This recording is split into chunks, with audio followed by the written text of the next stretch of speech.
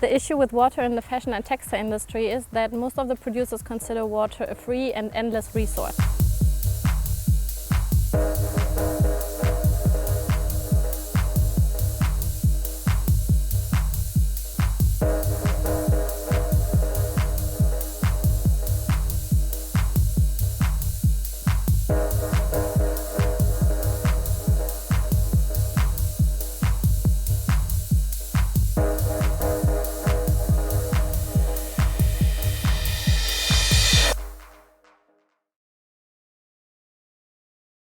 My name is Rolf Heimann. I'm the CEO of the Hessnatur Stiftung. Water is honestly a big challenge in the textile production. It starts with cultivation, cotton, then in the wet processes, the dyeing, the treatments, and yeah, that is very important. But if you have it in focus, you can do a lot. You can do drop irrigation, you can do waterless dyeing process. The production stages that are most harmful for the environment are cultivation of cotton, because cotton usually grows in very dry areas, which means you need a lot of fresh water from the ground in order to cultivate the resource and to be able to have enough amount in order to create garments.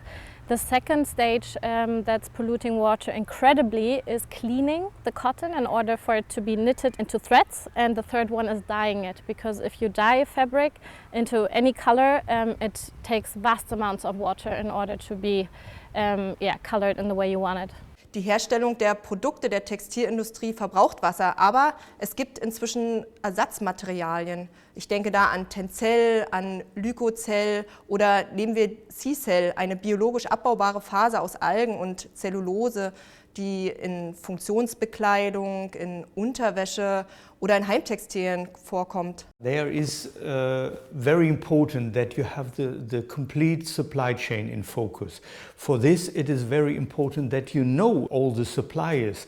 That is very important that you know from where does the cotton come from, where and how is the dyeing process. Rund um die Berlin Fashion Week beteiligen wir als Gesamtverband Textil und Mode uns an dem Thema Wasser, und auch bei unserer Polit Fashion Night steht das Thema Wasser ganz hoch auf der Tagesordnung.